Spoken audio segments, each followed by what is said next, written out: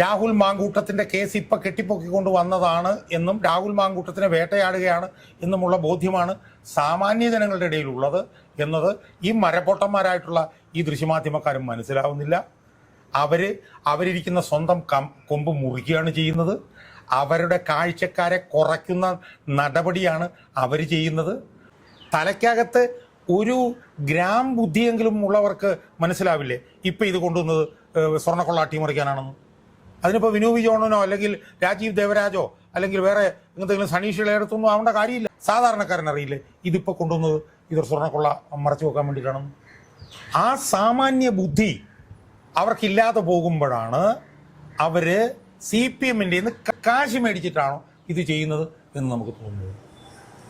ഇപ്പം അവർ കൊണ്ടുവന്നുകൊണ്ടിരിക്കുന്ന വാർത്തകളൊന്നും ശുദ്ധ അസംബന്ധമല്ലേ അവർ ചെയ്തുകൊണ്ടിരിക്കുന്നത്. അവരിത് പറയണില്ലെന്ന് ഞാൻ പറയുന്നില്ല. പക്ഷേ ശബരിമല കൊള്ളയിൽ നടക്കുന്ന ഡെവലപ്മെൻറ്റ്സ് അതേ പ്രാധാന്യത്തോടുകൂടി പറയണ്ടേ. പത്മകുമാറിനെ രണ്ടാമത്തെ കേസിൽ പെടുത്തി, ചെറിയ കാര്യമാണോ? പത്മകുമാറിൻ്റെ റിമാൻഡ് 14 ദിവസം കൂടെ നീട്ടി, ചെറിയ കാര്യമാണോ? വാസുവിൻ്റെ മുൻകൂർ ജാമ്യാപേക്ഷ തള്ളി, ചെറിയ കാര്യമാണോ? പത്മകുമാറിൻ്റെ മുൻകൂർ ജാമ്യാപേക്ഷ തള്ളി, ചെറിയ കാര്യമാണോ? ശ്രീകുമാറിന്റെയും ഞാൻ പറഞ്ഞ അവര് അത്ര പ്രാധാന്യമുള്ള ഈ വിഷയങ്ങളെല്ലാം മാറ്റിയിട്ട് രാഹുൽ മാങ്കൂട്ടർ പക്ഷേ ഈ പൊട്ടന്മാർ ഈ ദൃശ്യമാധ്യമങ്ങളിലിരിക്കുന്ന വലിയ എന്തോ ആളുകളാണെന്ന് വിചാരിക്കുന്ന ഈ മരപ്പൊട്ടന്മാരും മനസ്സിലാവാത്തൊരു കാര്യം എന്താണെന്നറിയാമോ?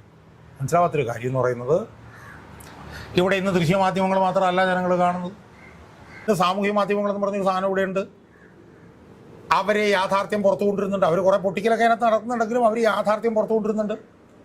ഈ രാഹുൽ മാങ്കൂട്ടത്തിൻ്റെ വിഷയത്തിൽ എന്താണ് ശരി എന്നുള്ളത് ഈ സാമൂഹ്യ മാധ്യമങ്ങളിലൂടെ ജനങ്ങൾക്ക് മനസ്സിലാവുന്നുണ്ട്.